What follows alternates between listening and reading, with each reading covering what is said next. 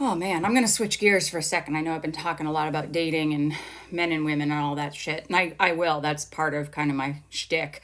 But like my overarching theme is really around like doing things on by yourself on your own terms, and also managing all these different transitions that we have in life. And one of the transitions I'm managing, obviously, is getting laid off a few months ago, and the burnout that like surfaces because of that. Like it's like you have the burnout while you're there, but even when you get out, it's like a 2 or 3 year process to like recover from it, right? So I'm very, very early in it. And I was looking over, well, I had a dream last night, which is what is prompting me to get into this morning. But I was looking over just a few of the videos that I posted during that time when I got laid off and I was getting ready to travel. And then I was traveling, and I picked up on this theme. Something I said in several of those videos was I definitely said the stuff about being a square peg in a round hole. But also just some themes around like shame, feeling shamed for being who I was and being myself. And as though I was like running around like being a terrible person, and I wasn't. But just all these feelings of like being shamed, or people trying to put me in a box, or, you know, not valued sometimes for a lot of the things that I bring. So like I'm the canary in the coal mine, right? Like I come out and I tell you there's something going on in there. You might want to address that before it blows up. And depending on where I was in my journey and my job, there were some leaders that were like, "Oh my God, thank you for telling us. Please help us fix that before it's a problem." And so I had a lot of those great experiences where it was like, this is the chick that's going to help us prevent a lot of bad things in the future. So like, let's pay attention, let's bring her in on it, right? But then there's other times, and particularly my last 4 years, where it's like nobody wanted to hear it. And so things blew up all the time, right? And you would think that when something blows up, the focus then becomes like, forget about, I'm not flying around saying I told you so. I'm not. I'm just like, it's blowing up. What do you need me to do to help you fix it? Right? Like I don't rub your face in it. I just roll my sleeves up and I get in there and I help just like everybody else. Right? So you would think that that would be the focus. Like, okay, it blew up. She's not making us feel bad about it, and she's actually willing to help. So let's get in there and let's fix it. But that is not always the case. Sometimes, and I found myself in this situation several times, where everybody saw the blow up and nobody was happy about it. And instead of dealing with that, the focus became on me. It was like, well, she's the problem because she's the one that pointed it out in the first place. And she's the problem. She's the problem. She's the problem, right? So, sorry, I need my decaf.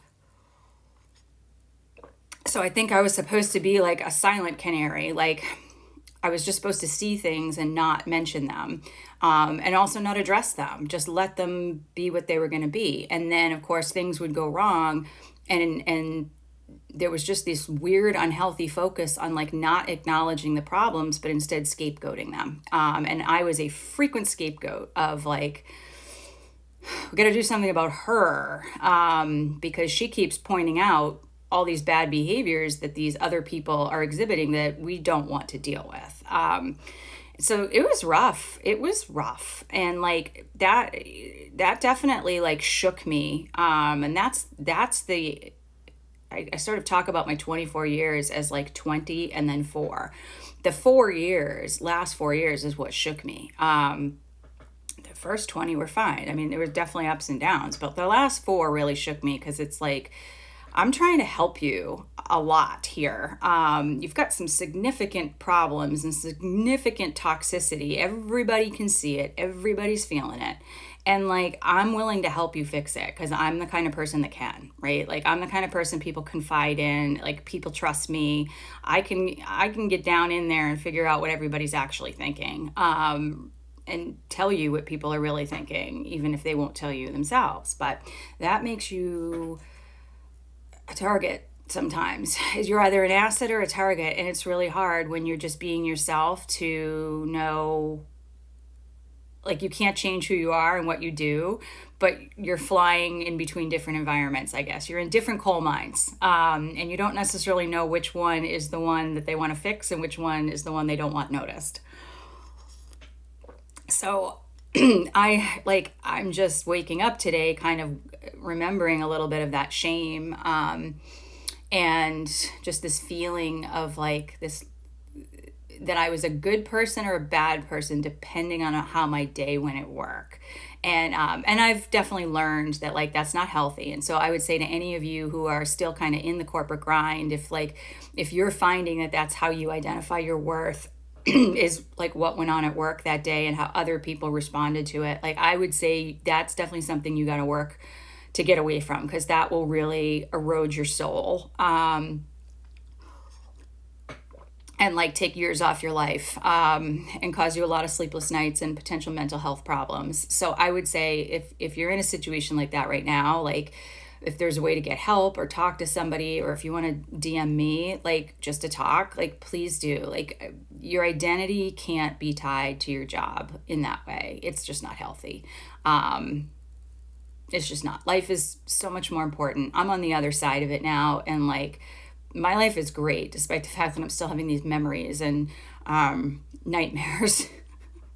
And sometimes like physical reactions, like physical healing. It's funny, I hate talking about dreams. Like, I've said this before, because like they don't mean anything to other people. They're stupid. But like, the dream that I had last night was this, I don't know, this medically invasive procedure they were doing at work. And I started singing whole Miss World, like, out loud, like in my protest.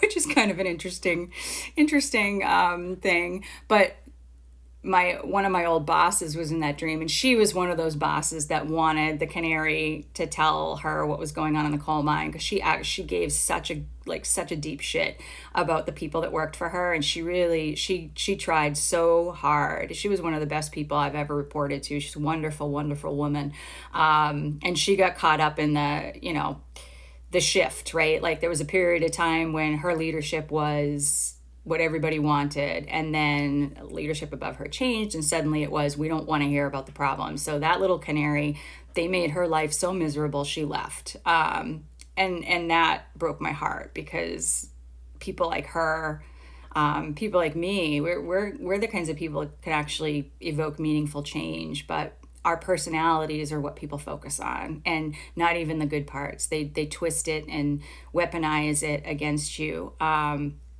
And so it's, I've